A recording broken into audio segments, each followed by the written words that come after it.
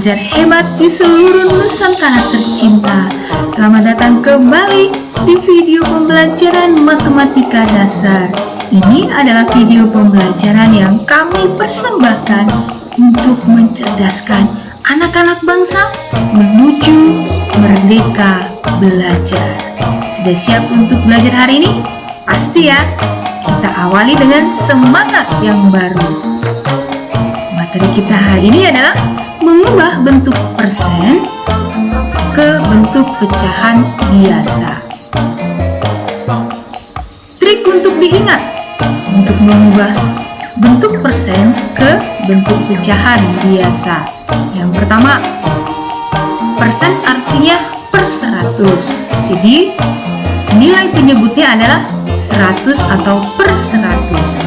Yang ketiga adalah sederhanakan atau perkecil nilai pembilang dan penyebut.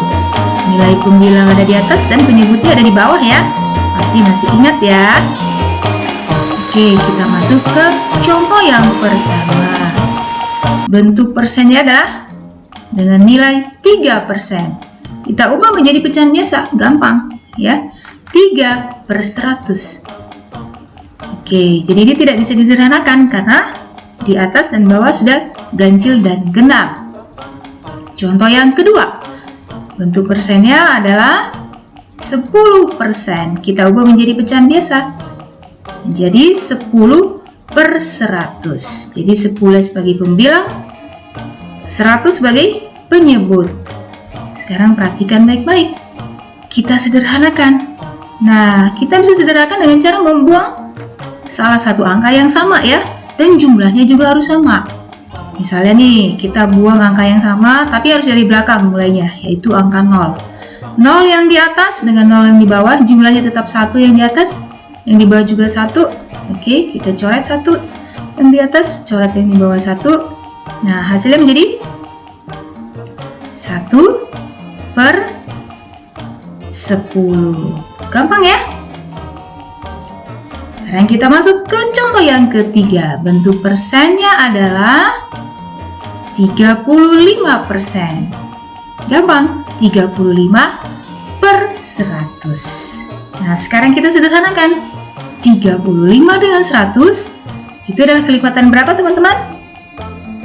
Iya, kelipatan 5. Jadi 35 dengan 100 sama-sama kita bagi dengan angka 5. 35 dibagi 5, 100 dibagi 5. 35 dibagi 5, hasilnya berapa? 7. 100 dibagi 5 sama dengan 20. Tinggal kita pindahkan satu per satu. Nah, hasilnya menjadi 7 per 20. Ya, jadi yang pertama sekali adalah kita buat menjadi pecahan biasa dengan per 100. Jadi penyebutnya menjadi per 100. Sedangkan yang diminta tadi menjadi pembilangnya, misalnya 35 menjadi pembilangnya. Jadi 100 sebagai penyebutnya. Jadi 35% dalam bentuk pecahan biasa adalah 7 per 20 setelah disederhanakan. Kita masuk ke contoh operasi hitung penjumlahan persen dengan pecahan biasa. Simak baik-baik ya, ini gampang loh. 10% ditambah 2 per 5. Jadi 10% itu sama dengan 10 per 100. Ditambah 2 per 5. Kita sekarang perhatikan nih. 10 per 100 ditambah 2 per 5. Penyebutnya beda ya. Masih ingat dong video sebelumnya bagaimana cara melakukan operasi hitung penjumlahan dengan penyebut yang berbeda. Jadi harus samakan dulu penyebutnya. Tapi sebelum disamakan penyebutnya, kita cari dulu nih angka yang besar supaya disederhanakan ya, yaitu 10 per 100. Ya, kita sederhanakan dengan membuang angka yang sama dan jumlahnya juga sama ya, supaya lebih kecil.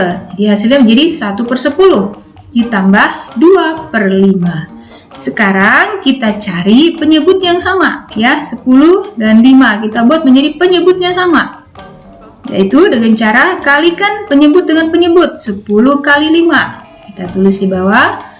Kemudian kita lakukan perkalian silang. Pembilang di pecahan biasa dengan penyebut di pecahan yang kedua, kalikan.